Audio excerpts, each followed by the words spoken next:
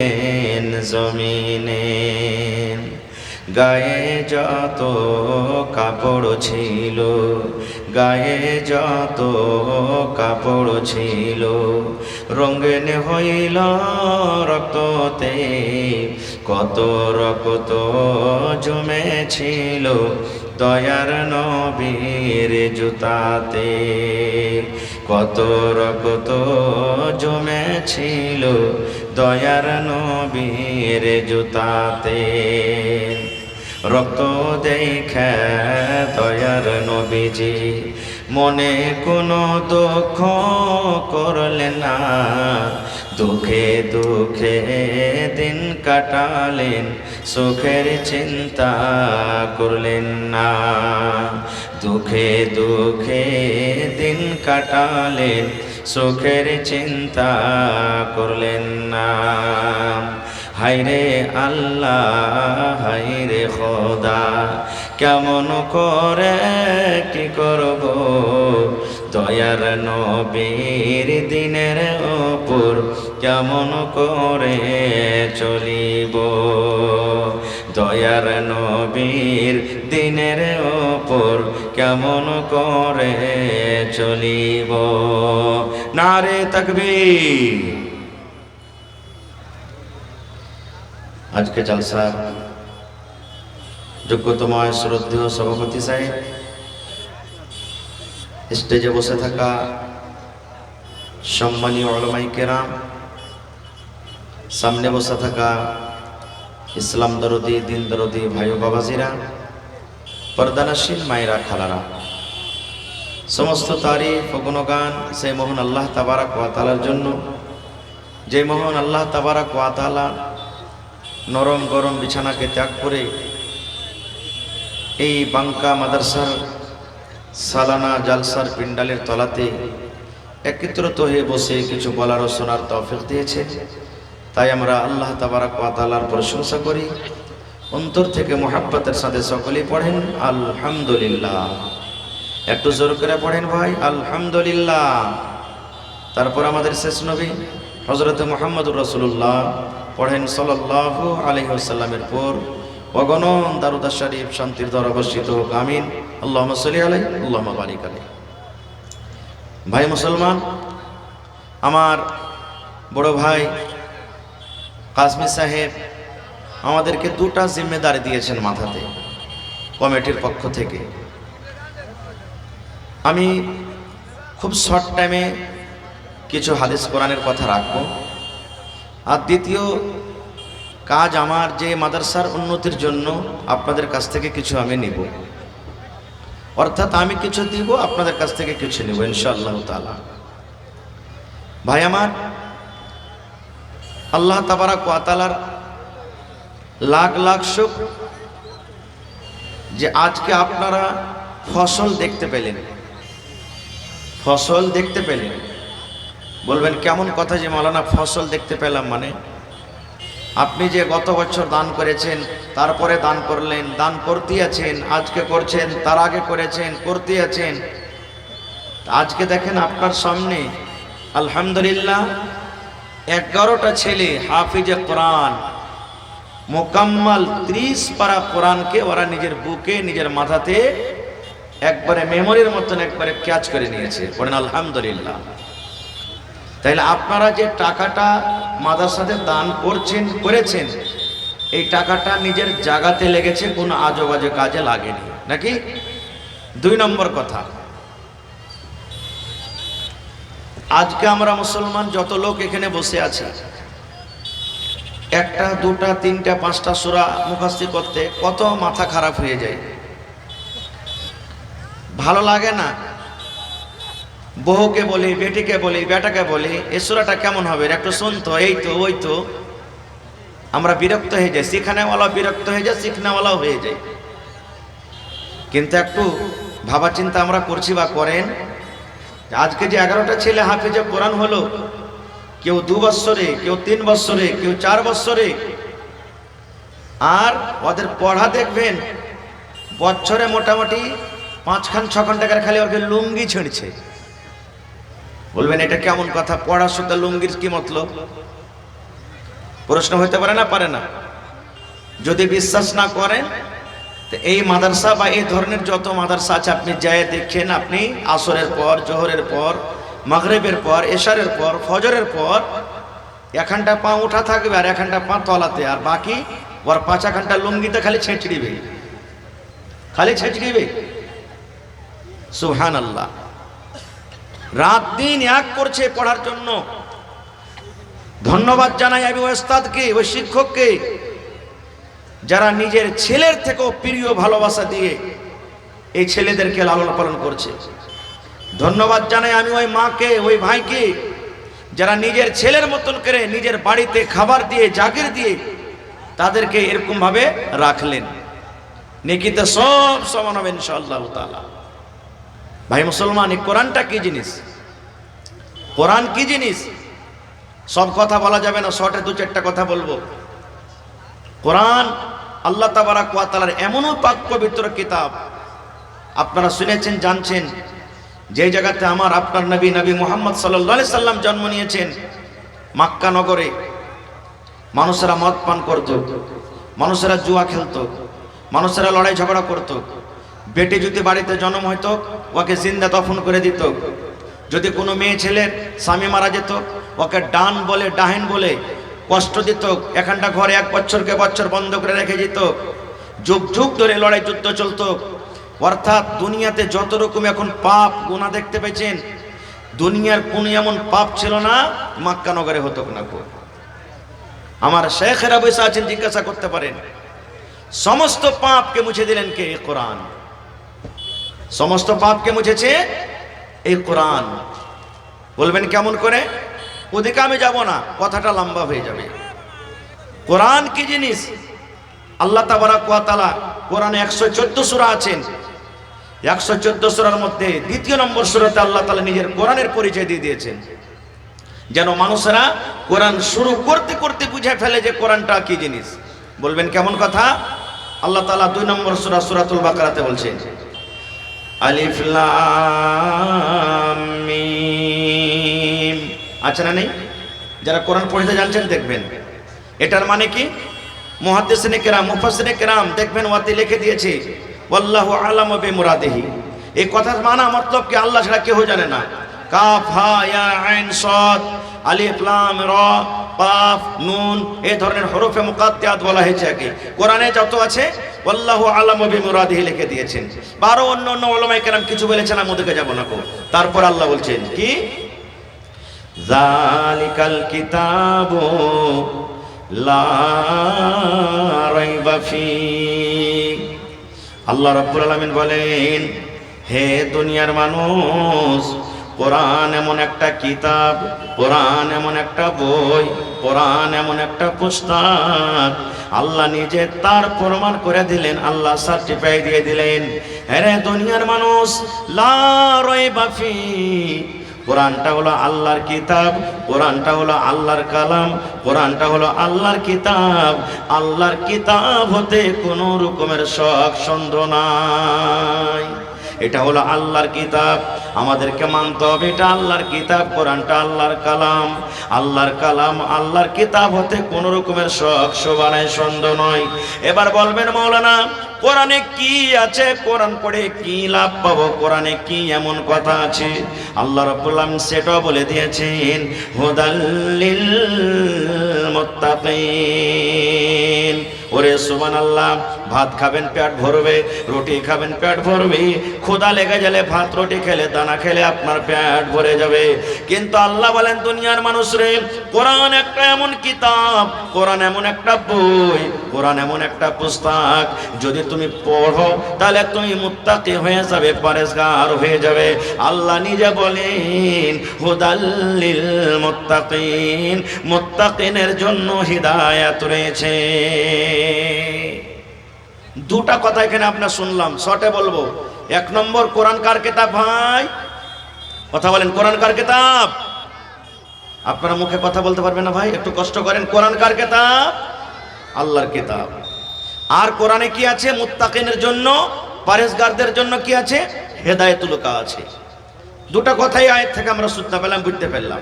এবারে যদি কোনো মুসলমান যদি কোনো মানুষ যদি কোরআনটাকে আল্লাহর কিতাব যদি না মানে, তাহলে তাকে মুসলমান বলা হবে? যারা বলেন মুসলমান বলা হবে? কখনো মুসলমান হতে পারে না। যদি নামাজ পড়ে, যদি রোজা করে, যদি 10 বার হজ করে, যাকাত দেয়, তাহাজ্জুদ পড়ে, আর যদি বলে কোরআনটা আল্লাহর কিতাব নয় আমি মানি না, তাকে মুসলমান বলা হবে না। এবার আর একটা কথা শুনেলেন, দুনিয়াতে মেলা এরকম কিতাব আছে, আছে না নেই? বাইবেল আছে, রামায়ণ আছে, এই ধরনের অনেক কিতাব আছে। মানুষরা নিজের নিজের ধর্মে নিজের নিজের হিসাবে কিতাবকে মানছে, মানে না। কিন্তু বন্ধুরে, আমার মনে হয়, আমার জানা মতো দুনিয়াতে কোনো এমন একটা মানুষ পাবেন না যে বাইবেলের হাফেজ আছে, রামায়ণের হাফেজ আছে, এরকম মনে হয় কোনো লোক খুঁজে পাওয়া যাবে না। কোন এলাকাতে কোনো গ্রামে আপনি পাবেন না গোটা রামায়ণ মুখস্থি করেছে, গোটা বাইবেল মুখস্থি করে রেখেছে, এরকম কোনো পাবেন না, মনে হয় হাফেজ পাবেন না। কিন্তু আল্লাহ রাব্বুল আমিনের দয়া, আল্লাহ রাব্বুল আমিনের মেহেরবান, আমার মুসলমানের মধ্যে মোটামুটি কোনো এমন গ্রাম গাঁও নাই যেই গ্রামে কম পক্ষে একটা হাফেজে কোরআন আপনি পাবেন না। পাবেন কি পাবেন না? নাউজুবিল্লাহ সুম্মা নাউজুবিল্লাহ। বুঝার জন্য বলি, আল্লাহ রাব্বুল আলামিন বলেন, দুনিয়ার মানুষ রে, আমি কোরআন নাজিল করেছি এবং কোরআনের হেফাজত আমি আল্লাহ রাব্বুল আলামিন করব। এবার বলবেন মাওলানা, আল্লাহ কেমন করে হেফাজত করবেন? আই মুসলমান, দুনিয়াতে দেখবেন চোখওয়ালা হাফিজ আপনারা দেখলেন, কিন্তু দুনিয়াতে এমন মানুষ আছে দুই চোখের অন্ধ, দুই চোখের কানা। আলিফ কেমন হয় জানে না, লাম কেমন হয় জানে না, সিন কেমন হয় জানে না, কাফ কাফ কেমন হয় জানে না, এক হরফ পর্যন্ত নিজের চোখে দেখতে পাই না। তবে আল্লাহ রাব্বুল আমিন তার মাথাতে সিনাতে 30 পারা কোরআন আল্লাহ ভর্তি করে দিয়েছেন। আপনারা জানেন আল্লাহ রাব্বুল আমিন কোন দিক দিয়ে মানুষের হাতে আল্লাহ রাব্বুল আমিন মানুষের জারিয়াতে কোরআনের হেফাজত করিয়ে নেবেন। আমি যেটা বলতে চাইছিলাম বন্ধুরে, যদি গোটা পৃথিবীর যত কোরআন আছে সমস্ত কোরআনকে যদি জ্বালিয়ে দেওয়া হয়, পুড়িয়ে দেওয়া হয়, আর যদি নতুনভাবে বলা হয় এই মানুষ তোমরা কোরআন মাজিদ আবার তোমরা ছাপিয়ে দাও, নতুন করে তৈরি করো, আল্লাহ রাব্বুল আমিন মানুষকে জ্ঞান বুদ্ধি এমন দিয়েছে রে ভাই, ওরে সুবহানাল্লাহ, কম্পিউটার সামনে হাজির করে দেন। এবার 10টা 5টা ছেলেকে আপনি হাফেজে কোরআন যারা নিজের সিনাতে কোরআন লুকিয়ে রেখেছেন, আবার আপনার যে মতো আল্লাহ রাব্বুল আমিন কোরআন নাজিল করেছেন, একটা জের যাবার পর্যন্ত হিলাডালা হবে না। সেম টু সেম আল্লাহ রাব্বুল আমিন যেইভাবে নবীর প্রতি কোরআন নাজিল করেছেন, এরকম ভাবে কোটি কোটি কোরআন আল্লাহ তাবারাক ওয়া তাআলার তৈরি হয়ে যাবে। যাবে কি যাবে না? যারা বলেন হবে না, হবে না। এই কোরআন সুবহানাল্লাহ যখন মক্কা নগরে নাজিল হয়েছিল, মক্কার মুশরিকরাকে, মক্কার বেঈমান শয়তানরাকে ভালো লাগতো না খুব। আজকে দেখেন, দুঃখ মনে করিয়েন না, আলহামদুলিল্লাহ আপনারা জলসা শুনতে এসেছেন, কত ভাই জলসার নামে এসে মেলা ঘুরছে, বাজার ঘুরছে। এরাকে যদি বলি যে ওরাই আর দল, তাহলে চলবে? বলবেন কেমন করে? নবীজি যখন কোরআন তেলাওয়াত করতেন, যেই নবীর বয়ান, যেই নবীর সুর, যেই নবীর তেলাওয়াত যে শুনতো পাগল, মুসলমান হয়ে গেল, থামতে পারত না খুব। এক তো নবীর তেলাওয়াত, ওপর থেকে ওরা আরবি বলতো, একবারে মুসলমান হয়ে যেত। ওরা তখন একটা মিটিং করলো। কি মিটিং করলো? আরে এই মোহাম্মদ ছেলেটা যে কোরআন পড়ছে, কোরআন তেলাওয়াত করছে, এর কোরআন পড়াটা কেমন করে মানুষরা শুনবে না, কি করতে হবে এমন? বলছে কোরআন শুনিস না, কর, পড়বে তখন শুনিস না। আর একজন তখন বেঈমান বলছে ও পড়বে আর শুনবো না, এটা কেমন করে হবে? তখন ওরা বলতে লাগলো কি জানেন? আল্লাহ রাব্বুল আলামিন তাদের কথাটা করে নেই, বলেন ওয়াকালাল্লাযীনা কাফারু লা তাসমাউ লিহাযাল কুরআন। আল্লাহ রাব্বুল আলামিন বলেন কাফের বেঈমান মুশরিকরা বলতে লাগলো, যখন মুহাম্মদ ছেলেটা কোরআন তেলাওয়াত করবে, খবরদার খবরদার তার কোরআন মাঝে তোমরা শুনিও না, তার পড়া তোমরা শুনিও না। কি করো তোমরা?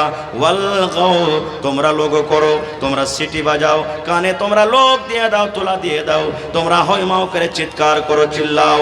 এইভাবে যখন তোমরা চিল্লাবে, কানে যখন লোক দিয়ে দিবে, তোলা দিয়ে দিবে, মুহাম্মদ ছেলেটা কোরআন যখন পড়বে তোমাদের কানে যখন আসবে না, লাআল্লাকুম তাগলিবুন, আশা করছি এই কাজ করার পর তোমরা তারপরে গালিব হয়ে যাবে। কিন্তু তারা কামিয়াব হইতে পেরেছে?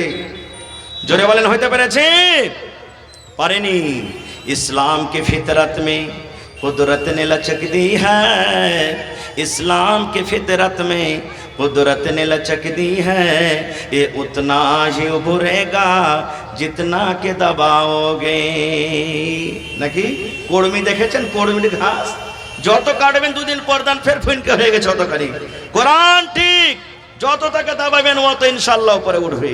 তো ভাইরে কোরআনের মেলায় কথা আছে, আমি সব কথা যাব না, মাত্র কোরআনের স্পেশাল 4টা আয়াত বা সূরার ব্যাপার আপনাকে বলবো। আর সেটা যদি আপনি নিয়ে যেতে পারেন আজকে ইনশাআল্লাহ তাআলা আপনার আসা যাওয়া কামিয়াব হয়ে যাবে ইনশাআল্লাহ। কোরআন মাজিদ একটা সূরা আছে সূরা ইখলাস, আছে না নেই? কার কার মুখস্থ আছে বলেন তো সূরা ইখলাস? হাত তোলেন তো দেখি। সূরা ইখলাস নাম জানে না সবাই? কুল হু আল্লাহু আহাদ কার কার মুখস্থ আছে? হ্যাঁ মাশাআল্লাহ, এটা তো থাকবে সবারই, কারণ কেউ নেকি মনে করে আর কেউ বিয়ে করার লেগে করে। জি কত মানুষ কহে দাদরা নানারা যখন বড় হয়ে যায় ছেলে পিলা, আরে মরা তোকে কাল বাদ পরশু দেখতে আসবে আর তুই দুটা সূরা গালা না পড়বি তো কেমন করে তোকে পছন্দ করবে?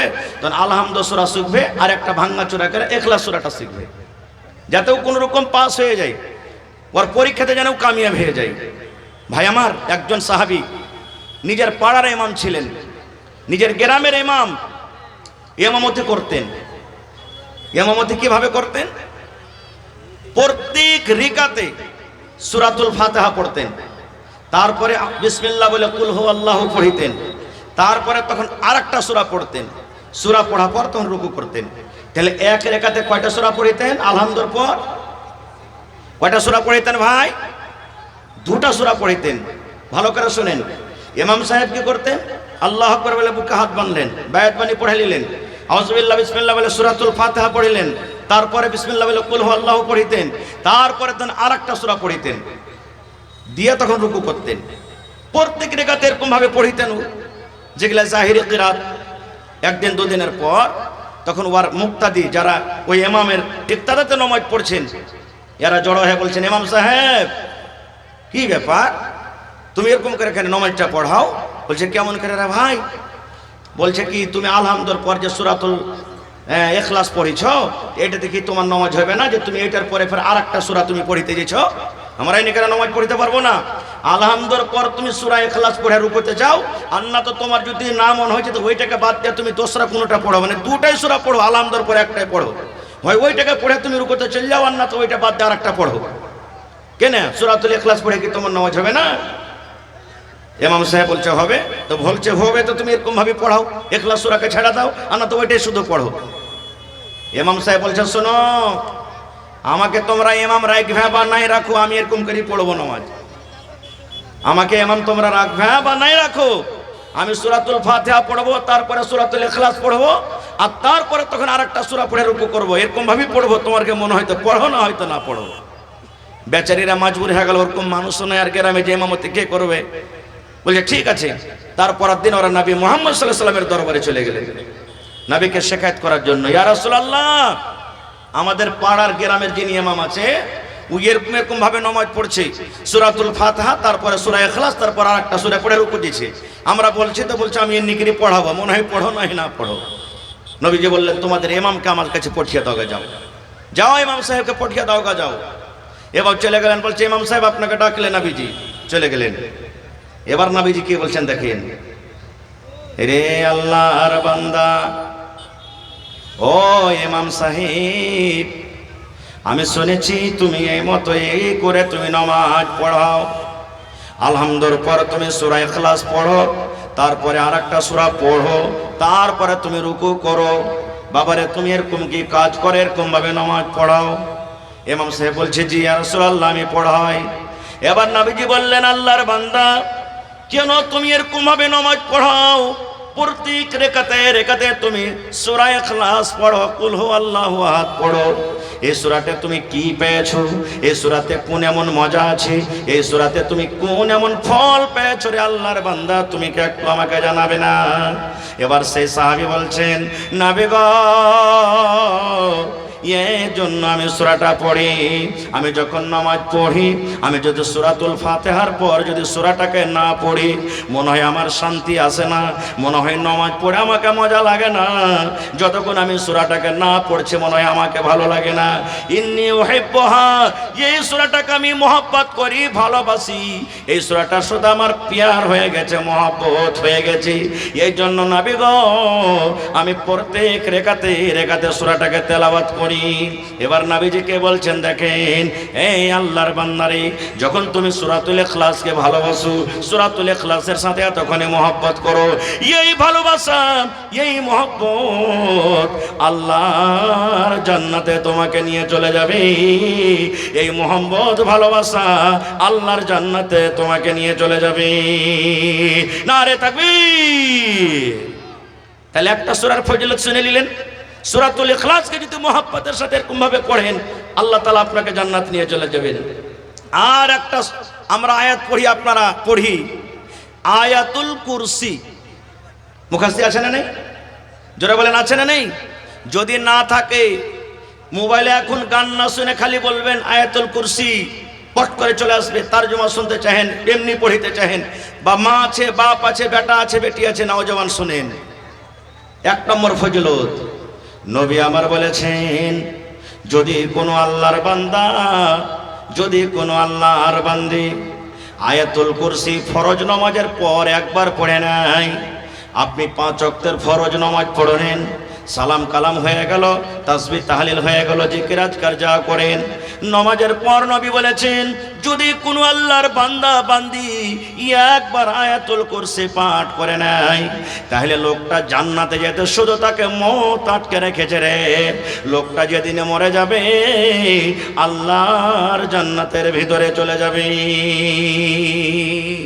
যতদিন বেঁচে আছে অতদিন জান্নাত থেকে দূরে, মরলি জান্নাত চলে যাবে। শর্তে কি? 5 ওয়াক্তের ফরজ নামাজের পর পড়িতে হবে। এক নম্বর ফজিলত। আর একটা ফজিলত কি? চোর চুরি না করে নেয়। ব্যাংকে সিসি ক্যাম টিভি ক্যামেরা লাগা থাকছে, বড় বড় দোকানে লাগা থাকছে। আপনার আয়াতুল কুরসি সিসিটিভির ক্যামেরার কাজ করবে, আপনার এসপি ডিএসপির কালেক্টরের কাজ করবে। বলবে কেমন করে যে মৌলানা? বলছে জি, इतना जल्दी कीजिएगा तो कैसे होगा, थोड़ा बोलने दीजिए। আচ্ছা ভাই, আমাকে এখন অন্যদিকে পাল্টাতে হবে, তো বাস আমি এটা বলে দিই, 2 মিনিট দিয়ে শেষ করে দিচ্ছি। আমি ইচ্ছে ছিল যে 1 ঘন্টা বলবো, তারপরে তখন অন্য লাইনে যাবো। খারজা হোক কালেকশনের বক্তা, ভাই ওয়াজ করতে পারি না কিন্তু ভালো মন মতন। তো খারজা কাটে শুনেলেন আপনারা, কাম দেবে জীবনে। বলবেন কেমন করে? আল্লাহ রাসূল সাল্লাল্লাহু আলাইহি ওয়াসাল্লামের জামানাতে বাইতুল মাল জমা হয়েছে, যাও কিশমিশ, খাজুর, পনির। আপনারা বলেন 15 বছর 20 বছর আগে মাঠে ধান থাকতো না চুরি হতো? কথা বলেন, চুরি হতো না? হতো না? মেশিন চুরি হইতো, গাড়ি চুরি হইতো। আর এখন আল্লাহর রহমতে গলিতে পড়ে থেকেছে, কোনো ব্যাপার নেই, চুরি হয় না। আল্লাহ রাসূলের জামানাতে চোর ছিল, চোর চুরি হইতো। আল্লাহ রাসূল সাহাবায়ে কেরামকে বলছেন, যেমন আজকে আপনারা বসে বসে জালসা শুনছেন, আগো এই সরকারি মাল বাইতুল মালকে তোমরা এই পহরাদারি করবে, কে জোগাইবে? একজন সাহাবী আবু হুরায়রা রাদিয়াল্লাহু তাআলা আনহু, রাসূলুল্লাহ আব্দুল্লাহ আব্দুর রহমান বলছে, নবীজি আমি মালের পহরাদারি করবো, আমি জোগাবো মালকে। ঠিক আছে বাবা, জোগাও, ভালো করে জোগাবে তুমি। সব সাহাবী নিজের নিজের বাড়ি চলে গেলেন। ও কিন্তু মাল জোগাইছে একলাই। রাত যখন হয়ে গেছে, কিছু একটা চোর বোরা বা ঝোলা কিছু নিয়েছে, ওই মাল কেউ ঝোলাতে ভরতে শুরু করেছে, চুরি করতে লেগেছে মালকে। যেমন মালকে চুরি করা, এই তো জোগা ছিল সাহাবী আবু হুরায়রা রাদিয়াল্লাহু তাআলা আনহু, যে গপ করে হাত খান্দে বলছে, এই বেটা তোমাকে কি ডর ভয় লাগে না?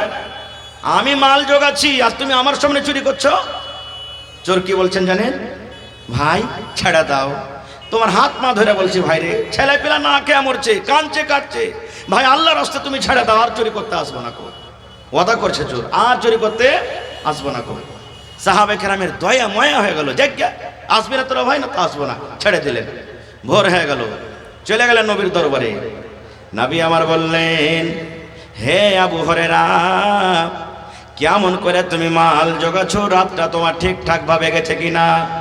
এবার আবু হুরায়রা বলছেন, নবী গো, মালের কাছে আমি বসেছিলাম, আর একটা চোর মাল চুরি করছিল, আমি তার হাত খানটাকে ধরে নিয়েছি, কিন্তু আমাকে বলেছে আবু হুরায়রা তুমি আমাকে ছেড়ে দাও, আর মাল চুরি করতে আসবো না। এবার নবীজি আমার কি বলছেন দেখেন, হে আবু হুরায়রা রে, চোর ঝুট্টা কথা বলেছি, চোর মিথ্যা কথা বলেছে, তোমার সাথে ওয়াদা করেছে আসবো না, কিন্তু আমি নবী বলি ওই চোর আজ রাত্র মাল চুরি করার জন্য আসবি।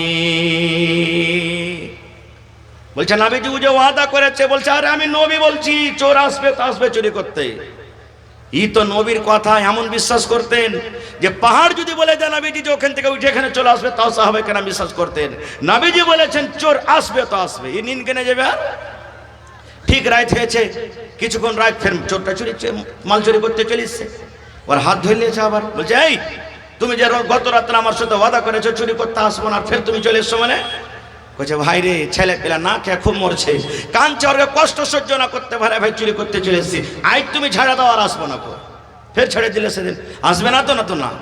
ফের ভোর হয়ে গেল, নবীজি বলছেন আবু হুরায়রা চোর এসেছিল, বলছে নবীজি এসেছিল কিন্তু আবার ওয়াদা করে ছাড়া আসবো না, আবার ময়া থেকে আমি ছেড়ে দিয়েছি তাকে।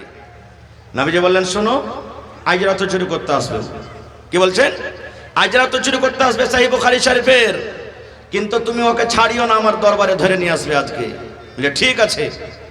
ঠিক দ্বিতীয় রাত্রে আবার চুরি করতে চলে এসেছে, এবার হাত কান ধরে বলছে আর তোকে ছাড়বো না, আজ নবীর দরবারে ধরে নিয়ে যাব, তুই আমাকে 3 রাত থেকে ধোঁকা দিছিস। এবার দেখেন চোর কি বলছে, রে আল্লাহর বান্দা, তুমি নবীর দরবারে আমাকে ধরে নিয়ে চলে যাবি। চোর বলে নবীজি আমার হাত কেটে দিবেন, আমার হাত কাটা পড়ে যাবে, কিচ্ছু তুমি পাবে না, আমার হাত জখম হয়ে যাবে, কেটে যাবে। কিন্তু আল্লাহর বান্দারে, তোমাকে যদি আজকে একটা দুয়া একটা মন্ত্র আমি শিখিয়ে দিই, তাহলে বলো তুমি আমাকে ছাড়বে কি ছাড়বে না? কে শিখাবে? চোর একজন সাহাবীকে বলছেন তোমাকে যদি একটা মন্ত্র শিখিয়ে দিই, তোমাকে যদি আমি একটা দোয়া শিখিয়ে দিই, তাহলে তুমি আমাকে ছাড়বে কি ছাড়বে না? এই জামানার আমরা যদি হতাম তো কি বলতাম, একবারে ওর তো 7 গোষ্ঠীকে ডেকে বলতাম, হালার বেটা হালা চুরি চামারি করে লুচ্চালা ফাঙ্গি করছে, তুই দোয়া শিখাতে আসবি আমাকে? কিন্তু না রে বন্ধু না, খারাপ মানুষ যদি ভালো কথা দেয় লিয়ালেন, খারাপ মানুষ যদি ভালো কথা দেয় তো আপনি লিয়ালেন। লোকটা খারাপ হতে পারে কিন্তু কথাটা খারাপ হতে পারে না। সেই সাহাবী বললেন রে আল্লাহর বান্দা তোমার দোয়া কি বলো? বলছে ভাই রে আউযুবিল্লাহ বিসমিল্লাহ বলে আয়াতুল কুরসি তাকে শিখিয়ে দিলেন। আল্লাহু লা ইলাহা ইল্লাহু আল হাইয়ুল কাইয়ুম লা তাখুযুহু সিনাতুন ওয়ালা নাওম, এই করে করে গোটা আয়াতুল কুরসি তাকে শিখিয়ে দিলেন। আমি আর যাবো না ওদিকে, বাস 1 থেকে 2 মিনিট গোটা আয়াতুল কুরসি শিখিয়ে দিলেন। বলছে আরে ভাই এত সুন্দর তুমি দোয়া জানো? চোর শিখিয়ে দিলে এত সুন্দর দোয়া জানো? বলছে হ্যাঁ। এবার শেষ কথা, চোর তখন বলছে আরে আবু হুরায়রা তুমি যে দোয়াটা শিখলে, আয়াতুল কুরসি শিখলে, তো তোমার শিখে লাভ কি হলো, কি তুমি ফায়দা পাবে, এটা যে আমাকে জিজ্ঞাসা করলে না? চোর বলছে ওকে। বলছে হ্যাঁ রে ভাই শিখে কি পাবো? এবার চোর বলতে লাগলো হ্যাঁ আল্লাহর বান্দা শোনো, শুধু তার জন্য হাদিস নয়, ওইটা হলো আমার জন্য, ওইটা হলো আপনার জন্য, আমার মায়েরা খালাদের জন্য, কিয়ামত পর্যন্ত যত মানুষ আসবে সমস্ত মানুষের জন্য। এবার চল বলতে লাগলো আল্লাহর বান্দা এশারের নামাজের পর যখন তুমি বাড়িতে ঘুমাতে যাবে, এশারের পর যখন তুমি বিছানে ঘুমার জন্য চলে যাবে, বিছানে বসে বসে আউযুবিল্লাহ বিসমিল্লাহ বলে যদি একবার আয়াতুল কুরসি পড়ে তুমি যদি শুতে যাও, তাহলে আল্লাহ রাব্বুল আলামিনের পক্ষ থেকে তোমার বাড়িতে আল্লাহ একটা ফেরেশতা দিয়ে দিবেন। ওই ফেরেশতা এসে তোমার মোটরসাইকেল জোগাবে, ওই ফেরেশতা তোমার কল জোগাবে, ওই ফেরেশতা তোমার গরু জোগাবে, ওই ফেরেশতা তোমার ধান জোগাবে, ওই ফেরেশতা তোমার মাকৈ জোগাবে। ফজর পর্যন্ত সকাল পর্যন্ত তোমার বাড়িতে ফেরেশতা পহরাদারি করবে, কোনো চোর তোমার বাড়িতে চুরি করতে পারবে না। কে বললেন? একটা চোর। বলছে আরে ভাই এত ফজিলতের দোয়া তো, হ্যাঁ যা ভাই যা যা যা তুই চলে যা, যা ছেড়ে দিলেন। সকাল হয়ে গেল, নবীজি বলছেন আবু হুরায়রা চোর কি চুরি করতে আসেনি আজ রাত্রি? বলছে ইয়া রাসূলুল্লাহ, চোর চুরি করতে এসে চলো, তবে কেন আমার কাছে তাকে ধরে নিয়ে আসনি? বলছে নবী গো, এমন আমাকে একটা মন্ত্র দিয়েছে, এমন আমাকে একটা দোয়া দিয়েছে, ওই দোয়ার কারণে আমি চোরটাকে ছেড়ে দিয়েছি গো নবীজি। এবার নবী বললেন, কি তোমাকে দোয়া দিয়েছি? বলছে নবী গো, চোর আমাকে বলেছে আউযু বিল্লাহি মিনাশ শাইতানির রাজিম, বিসমিল্লাহির রহমানির রহিম, আল্লাহু লা ইলাহা ইল্লাহু আল হাইয়ুল কাইয়ুম লা তাখুযুহু সিনাতুন ওয়ালা নাওম। এই করে করে গোটা আয়াতুল কুরসি শিখিয়ে দিলেন। এবার নবী বলছেন, কি বলেছে? বলছে নবী গো, চোর বলেছে এশারের নামাজের পর যদি তুমি একবার আয়াতুল কুরসি পড়ে নাও, আল্লাহর পক্ষ থেকে তোমার বাড়িতে একটা ফেরেশতা চলে আসবেন, ওই ফেরেশতা তোমার গাড়ি জোগাবে, ওই ফেরেশতা তোমার বাড়ি জোগাবে, ওই ফেরেশতা তোমার ধান জোগাবে, ওই ফেরেশতা তোমার লোকড়ি জোগাবে, গোটা রাত তোমার বাড়িতে পহরাদারি করবে, কোন চোর তোমার বাড়িতে চুরি করতে পারবে না। কথাটা শোনা পর নবী তখন বলছেন, চোর ঠিকই বলেছে। নবীজি দেখেন তাসদিক করে নিলেন, চোর চোর ঠিকই বলেছে। এবার নবীজি বলছেন, আচ্ছা শোনো তো আবু হুরায়রা, 3 রাত থেকে যে তোমার কাছে যে লোকটা মাল চুরি করতে আসে, ওকে তুমি চিনো কে? বলছে নবীজি, কে ওইটা? ওইটা হলো চোর একটা, যে মাল চুরি করতে আসে। নবীজি বলছেন, না রে খেপা, না, ওটা চোর নয় রে, চোর নয়, জাকা শয়তান, ওটা হলো শয়তান রে, মানুষের রূপে তোর কাছে মাল চুরি করতে আসি। এবার আবু হুরায়রা বলছেন, ইয়া রাসূলুল্লাহ, চোর কত বড় ইলম জানে, চোর এত বড় দোয়া জানে, কত বড় সে মাওলানা মুফতি বলেন তো। এবার নবীজি বললেন, হে আবু হুরায়রা রে, চোর যাকে তুমি বলছো ওটা হলো একটা শয়তান মানুষের রূপে আসতো।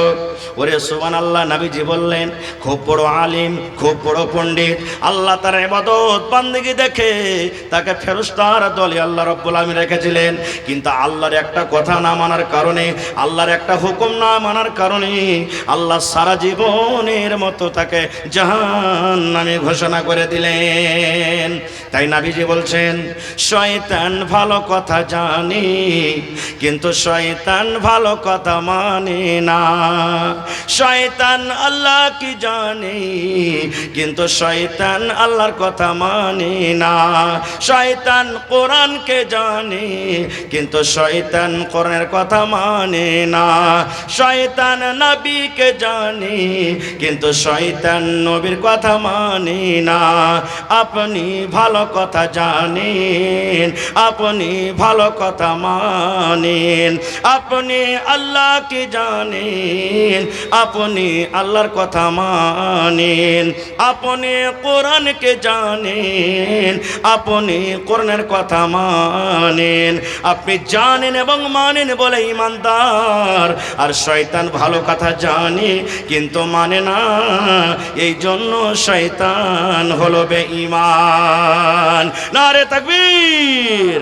হয়নি, হবে না, হতে পারে না, আমার নবীর সাথে কারো তুলনা।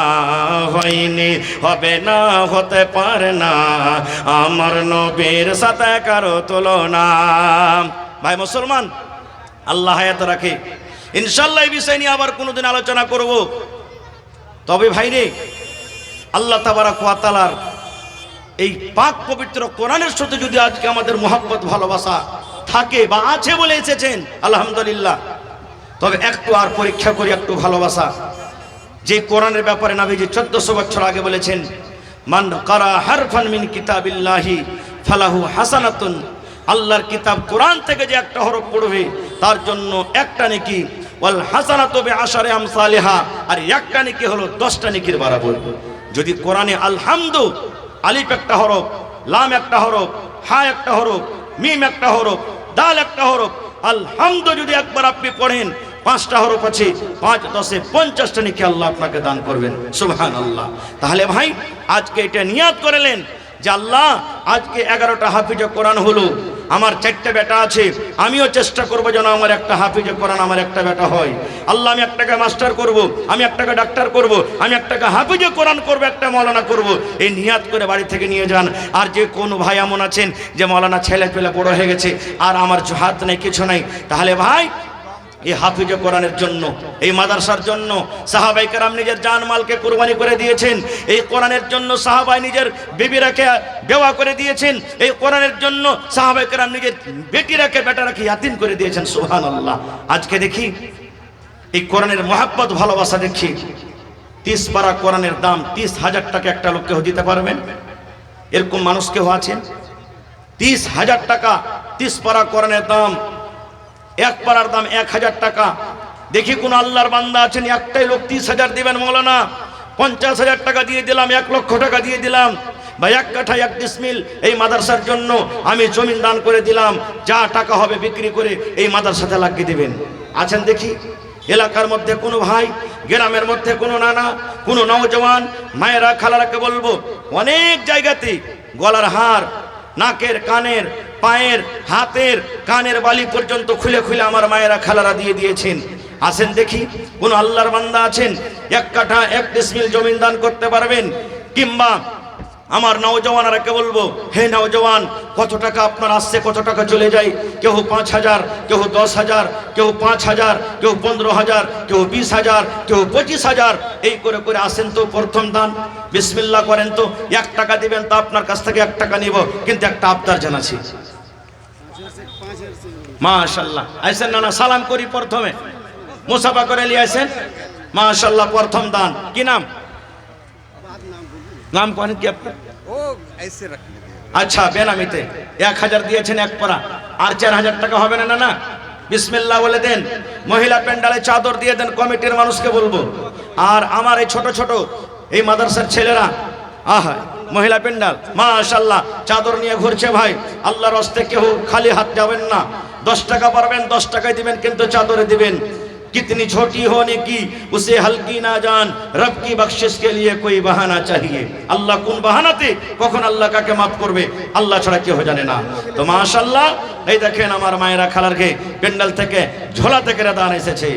মাশাআল্লাহ, জাযাকাল্লাহ।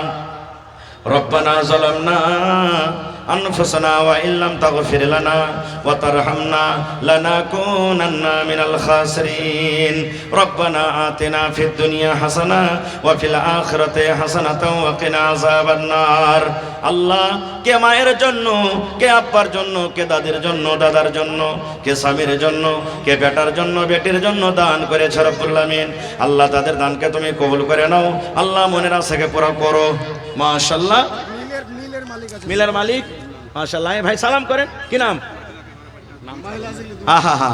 তাই 500 টাকা দিলেন যে 1 পারা কোরআন দেন, আর এখানটা 500 গেলে দেন কমসে কম। মাশাআল্লাহ। বেনামিতে একজন ভাই আমার 1 পারা কোরআনের দাম জমা করে দিলেন। ভালো আছেন? মাশাআল্লাহ। আর এখানটা দেন না? হ্যাঁ, 1 পারা কোরআন আর দিয়ে দেন। হায় আল্লাহ, আর এখানটা দিয়ে দেন। নারে তাকবীর। মাশাআল্লাহ, জাযাকাল্লাহ। আল্লাহ, একজন আমার ভাই 1 পারা কোরআনের দাম জমা করে দিলেন। না, মায়ের জন্য। হায়রে মা, মা মনে হয় না এই দুনিয়াতে, কবরের ভিতরে চলে গেছেন। আল্লাহ, মায়ের কবরে তুমি জান্নাতের বিছানা দিয়ে দাও। আল্লাহ, আরো একজন আমার ভাই 1,000 টাকা দিয়ে দিলেন। আরো একজন ভাই আমার 300 টাকা জমা করে দিলেন রব্বুল আলামিন। আহারে বেনামিতে আরো একজন ভাই 1,000 টাকা 1 পারা কোরআনের দাম জমা করে দিলেন। 1 লক্ষ টাকা মনে করে তুমি কবুল করে নাও। এ ভাই, যার পকেটে টাকা নাই, মানুষের এখন মোবাইল নিয়ে টাকাতে চলছে, তো যার ভিতরে পকেটে টাকা নাই, মোবাইলে আছে, অনলাইনের ব্যবস্থা আছে কিনা, এটা আপনারা অনলাইন দিতে পারেন আল্লাহর রহমতে। আসেন, সময় একবারে আমার হাতে খুব কম ভাই, আল্লাহর রাস্তায় 10 মিনিটের মধ্যে একটু মেহেরবানি করে নিজের নিজের দানটাকে ভাই আপনারা দিয়ে দিন। মাশাআল্লাহ। আর একজন ভাই আমার 500 টাকা দিলেন। আর এখানটা দেন না জি ভাই, 1 পারা কোরআন দেন ভাই, সালানা জালসা 1 বছরে একবার নিয়ত করেন। আজকে বঙ্কা শ্যামাপুর মাদ্রাসার জন্য কম করে 1,000 টাকা 1 পারা কোরআনের দাম দিয়ে যাব। আল্লাহুস সামাদ, ছেলেরা কোরআন পড়বে, আল্লাহ আমার দফতরে নেকি দিবে। মাশাআল্লাহ। 700 টাকা জমা করে দিলেন। আল্লাহ, একজন আমার ভাই 500 টাকা জমা করে দিলেন। 5,000 টাকা মনে করে কবুল করে নাও। আর একজন ভাই আমার 500 টাকা, আর একজন ভাই আমার 200 টাকা জমা করে গেল। আল্লাহ, তারকে দানকে তুমি কবুল করে নাও, মনের আশাকে আল্লাহ তুমি পুরা করো, আমিন। আর এক ভাই আমার এখানেতে এলো 1,000 টাকা আল্লাহ হাজিরি করিল। সাইফুল হক